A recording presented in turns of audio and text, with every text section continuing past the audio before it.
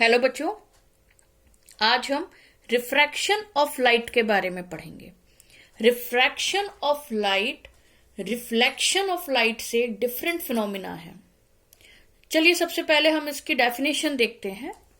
Definition कहती है when a ray of light travels obliquely from one medium to another, the direction of propagation of light in second medium changes. This is called as refraction of light. मतलब अगर एक ray of light एक medium से दूसरे medium में तिरछी जा रही हो, सीधी नहीं तिरछी, तो दूसरे मीडियम में जिस डायरेक्शन से वो आ रही थी उस डायरेक्शन में आगे बढ़ना बढ़ करके एक डिफरेंट डायरेक्शन में आगे बढ़ती है। यही रिफ्रैक्शन ऑफ लाइट कहलाता है। ये मीडियम क्या होता है? मीडियम एक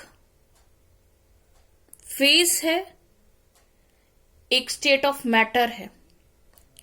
जैसे हम अभी हवा में सांस ले रहे हैं तो हवा एक मीडियम है, बाल्टी में पानी रखा है तो पानी एक मीडियम है, कांच का ग्लास रखा है तो कांच के ग्लास की जो आउटलाइन है जो कि एक कांच की बनी हुई है वो एक मीडियम है। उसके अंदर यदि मैंने पानी भर दिया तो वो दूसरा मीडियम है, और अगर उसमें पानी नहीं है खाली हवा है तो वो एक हवा मीडियम है।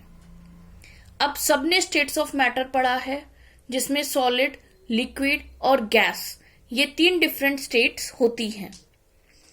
सॉलिड स्टेट में जो हमारे मॉलिक्यूल्स होते हैं ये बहुत ज्यादा क्लोजली पैक्ड होते हैं।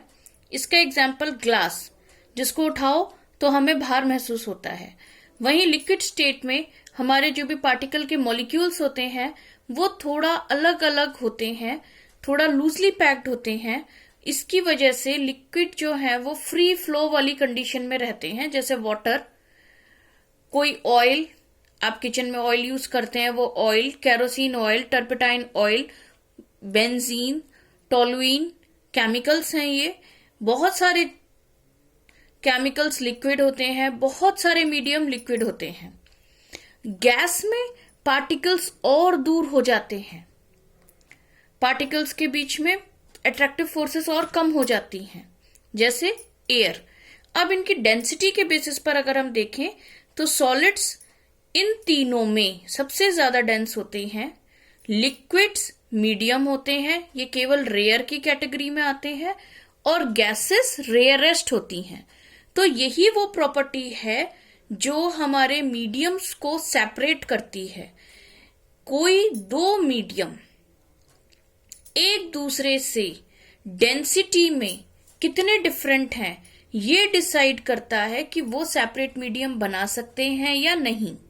जैसे दो लिक्विड हैं, एक ग्लास मैंने लिया, उस ग्लास में मैंने पानी डाला और उसके बाद मैंने उसमें सरसों का तेल डाल दिया, तो सरसों का तेल कहां जाएगा?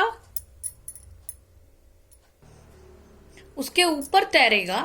और ज्यादा सरसों का तेल डालने पर हमें उस कांच के ग्लास में दो अलग अलग लेयर्स दिखाई देंगी, नीचे पानी की, ऊपर सरसों के तेल की। दोनों ही लिक्विड हैं, ठीक है, लेकिन दोनों की डेंसिटीज में अंतर है, जिसकी वजह से एक ग्लास में डालने पर पानी नीचे और मस्टर्ड ऑयल या हमारा सरसों का तेल ऊपर तैरता हुआ नजर आता है। तो एक मीडियम ये हो गया, दूसरा मीडियम ये हो गया, इन दोनों के बीच में डेंसिटीज में डिफरेंस है। ये हमारा मीडियम का कंसेप्ट आया। अब इस एग्जांपल में देखते हैं, हमने एक मीडियम लिया वाटर, दूसरा मीडियम लिया ग्लास।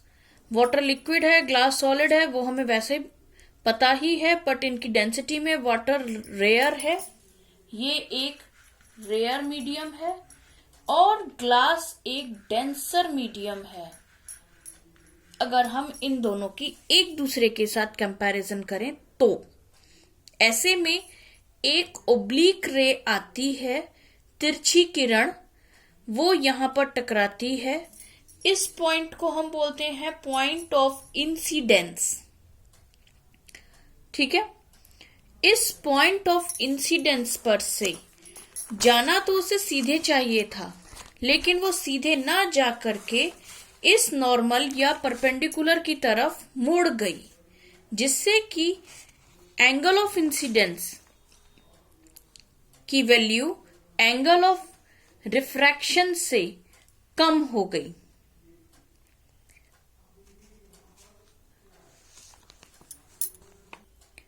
हिंदी में समझे तो एक आपतित किरण जब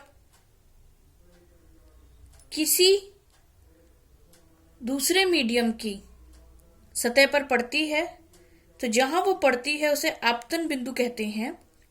यहां पर जो अभिलंब बनाया जाता है ये अपवर्तित होने के बाद उस अभिलंब की तरफ झुक जाती है यदि दूसरा माध्यम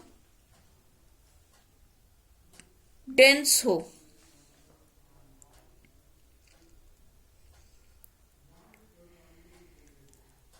यदि दूसरा माध्यम घनत्व ना रखे, हल्का हो, घनत्व वाला ना हो, रेयर हो, तो यही अपवर्तित किरण इस अभिलंब के दूसरी तरफ या अभिलंब से दूर खिसक जाती है, जिससे अपवर्तन का कोण आपतन के कोण से ज्यादा हो जाता है।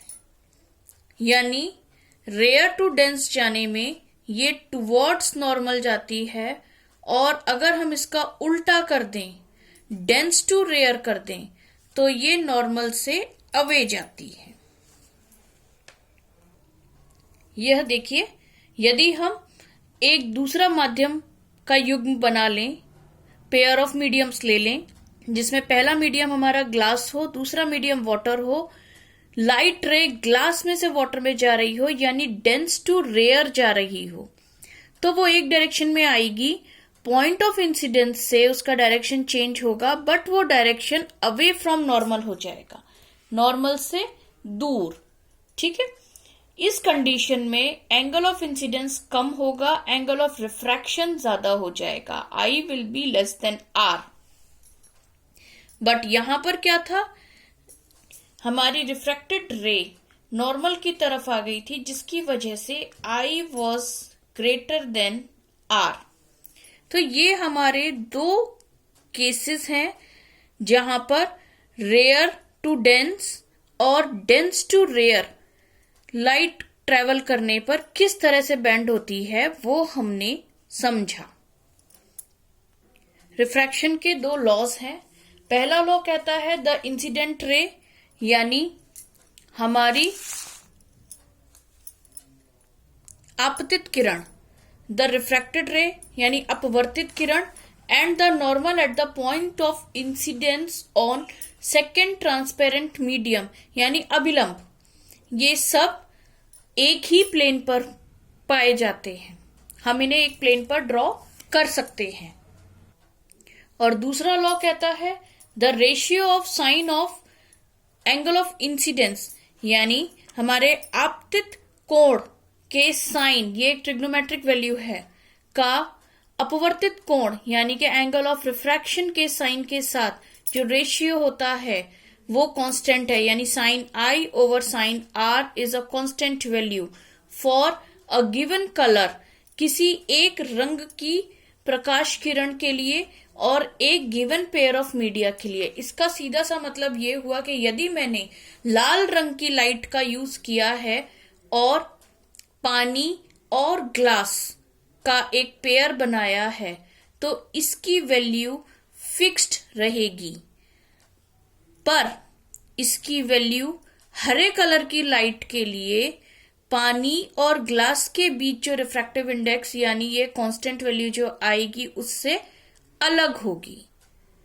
हर रंग की लाइट के लिए, हर पेयर ऑफ मीडिया के लिए अलग वैल्यू होगी। ये है हमारा स्नेल्स लॉ।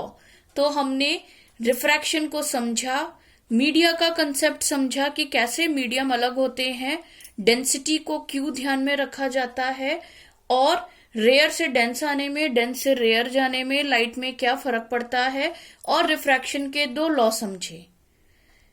इससे हमारा रिफ्रैक्शन का बेसिक कंसेप्ट फुल्ली क्लियर हो गया। Thank you.